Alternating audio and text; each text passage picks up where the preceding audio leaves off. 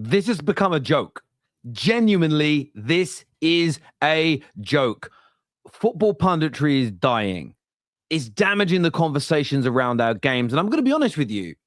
The football on the pitch is the most important part, but the discussions, the discourse, the debate that we have is such a fundamental part of not just football itself, but our day-to-day culture, and it is being destroyed.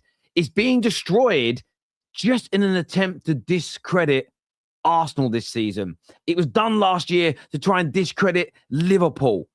It's been done for years to try and discredit Manchester United's achievements in the past. And for me, it is all going too far.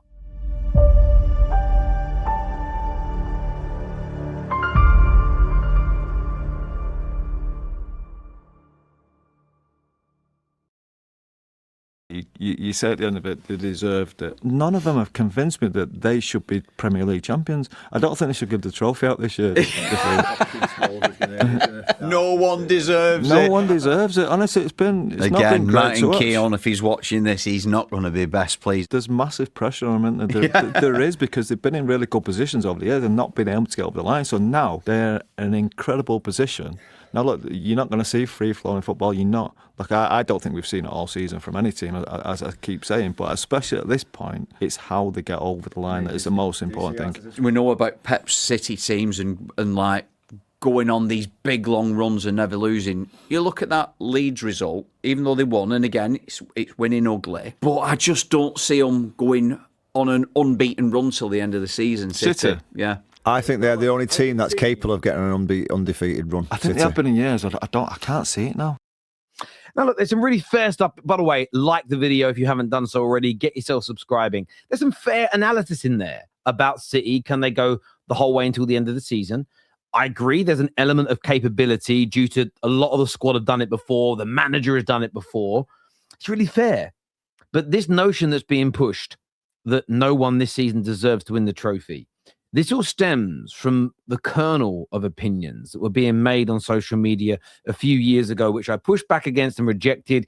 And I said that football fans had to reject. And do you know why football fans have to reject it? Reject it because you've got the power. Football fans often don't realize the power they have in the game. Sometimes we don't realize it. Sometimes we refuse to use it because we want to banter people. And a few seasons back, Ole Gunnar Solskjaer got United second and third in the league. But what our rivals did is push this narrative that it was a false position. And the media run with it. Because what the media now do, and I can assure you that all these podcasts with ex-pro footballers on do the same thing. They look what's trending on socials. They look what a troll has posted. They look what a TikToker has posted. They look what a popular fan has ranted about in a moment of emotional turmoil. And they run agendas off the back of it. So TalkSport, TNT Sports, the BBC started pushing false position, false position. First time it had ever been mentioned in the history of football, false position. What used to be the case, because my generation and everybody before it grew up on, is the league table doesn't lie. Suddenly, the league table does lie. Well, how? Well, you're only second because the two teams we predicted to come second and third had bad seasons. What? So I didn't win my games. If I was as bad as you thought I was going to be at the beginning of the season, I wouldn't have been second irrespective of them teams falling off. Yeah, but we're going to ignore the truth and push an agenda. And it's become tiring and laborious. Now it's evolved into this. If Arsenal win the league, nobody deserves the trophy. Now, what I can assure you is if City win it, this conversation dies.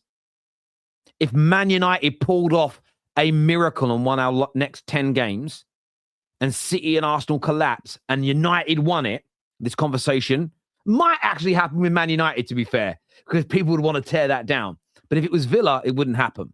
It might happen with Man United because it's going to happen to Man United this year. If we make the top four, we're going to rewrite history. Equally, the same as last year. If it hadn't been Man United and Tottenham, but namely Man United in the Europa League final, we wouldn't have had those 2-week-long debates about whether teams in the Europa League deserve a position in the Champions League. The conversation wouldn't have happened. It's only because we were there.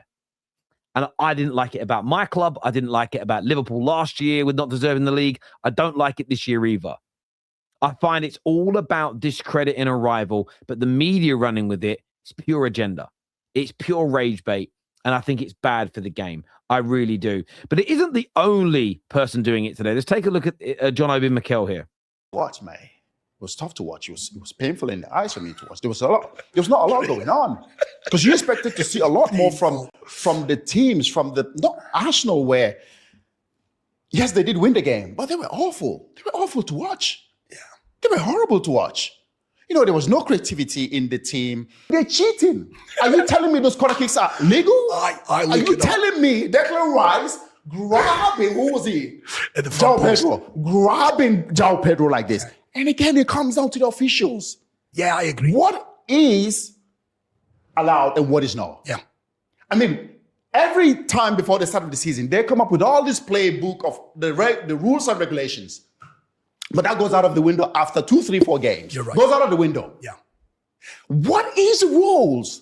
What is allowed and what is not allowed? Because when I watched that game, when I saw the corner kicks, the free kicks, what was happening in the box, it was a chaos in there. And that's what Arsenal want. They want that chaos. They want that pushing, shoving, grabbing.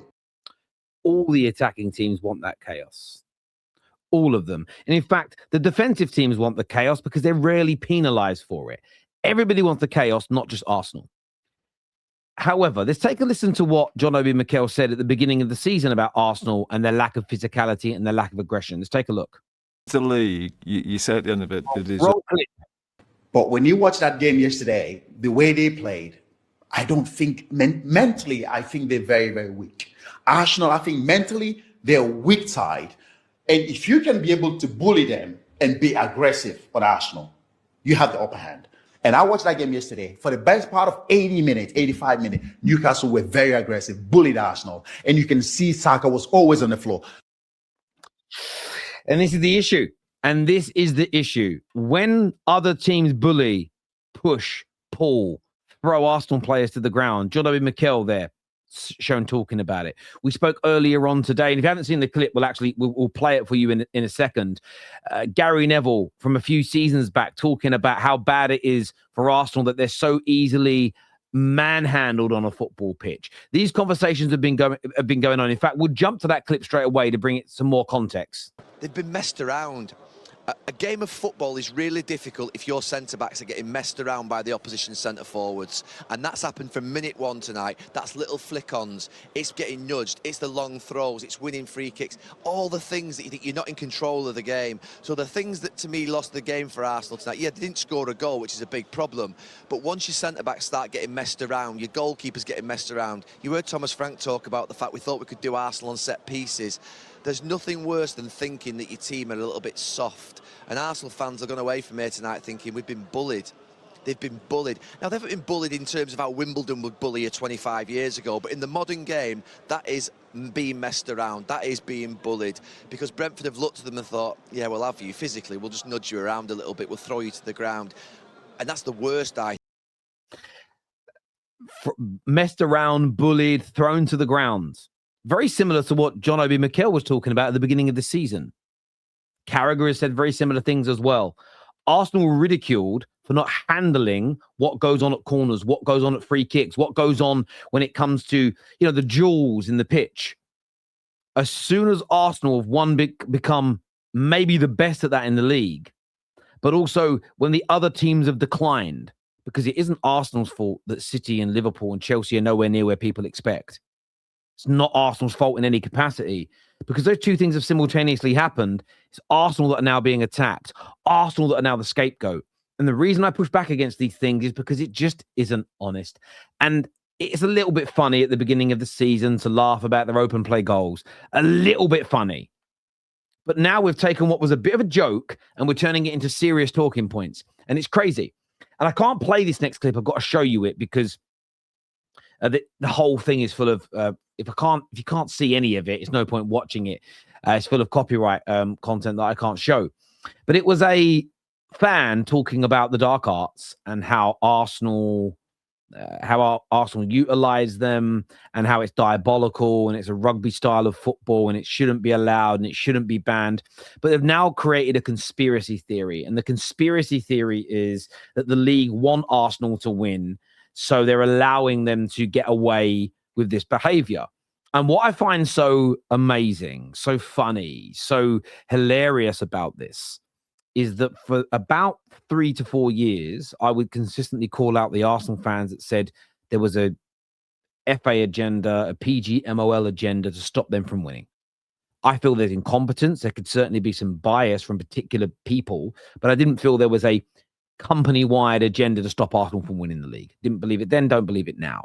Equally, I don't believe there's an agenda for Arsenal to win the league, because if so, they would never have disallowed Van Dijk's goal against City earlier on in the season. They would never, ever have removed the penalty that Gyökeres won against Newcastle. They would never have denied the handball for a single second, Aina, away against Forest. It wouldn't have happened at all. Some of the games where they've conceded goals late in injury time, they wouldn't have added that much injury time into the games. Dorgu's goal against Arsenal. Now, I think the PGMOL made the right decision. One angle looked like it might be handball. The other was completely inconclusive. Therefore, there's no definitive proof from the angles that were shown, so they didn't give it. But if there was an agenda to make Arsenal win the league, they would have disallowed that goal 110%. And you can go on and go through more and more of these decisions that have happened in games that have also cost Arsenal. There is no agenda to make Arsenal win, the same as there was no agenda to stop them from winning. 99.9% of teams grab hold of players, rugby tackle them, if we're going to use your colloquial term for it, in the penalty box. But for some reason, we only want to blame Arsenal. Why? Because it goes back to the original point. How can we find a way to discredit them? And by the way, if Man United keep winning, the same is going to happen to us and the media are going to go in. It's what's going to go on. There's two teams, and it is Man United and it is Arsenal, where the media know that if we have to attack them because no one likes them other than their own fans. And there's more people that dislike them than like them. So therefore, we're never positive. Where the other clubs, there's a lot more positivity because the negativity around them doesn't sell. And I think we as football fans have got to start pushing for better punditry, more honest conversations, because this is starting to stink to high heavens. Getting this from companies that people like myself have to pay thousands of pounds a year to watch the football. Getting this level of professional punditry, insight and understanding, I think is diabolical. They speak out of both sides of their mouths. They lie to us and tell us one season what good football looks like, what a good team looks like, what you've got to be able to handle and do to win at all costs. And then when a team they don't like starts doing it, they then lie to us from the other side and go, no, this isn't how we should play football. It's bad for the game. Without doing the one thing that would give it credibility. And that's addressing what they previously said and going, I got it wrong. We should never have said this. But they don't do that either. It's so hypocritical. It's unbelievable. As ever, we know when it comes to Arsenal this season, the media are petrified. Their rivals are in constant fear that they could get over the line and win a major trophy. My message to Arsenal fans is simple. Push for the right type of punditry, yes, but don't get drawn into these silly games. There's the narrative that you're seeing around Man United at the minute, which is, do you think United are in the title race? I implore United fans to not get involved in that nonsense the same way Carrick is shutting it down. Why are they pushing it? Because they want to create a headline that United think they can win the league, the manager thinks they can win the league, the fans think they can win the league. And then if we come third, they can take a season where they predicted us coming 10th and they can still call it a failure even if we come third. It's all a game to them, but it isn't a game to me. Like, share, and subscribe. Until next time, take care, goodbye, God bless, and I'll see you soon. Peace.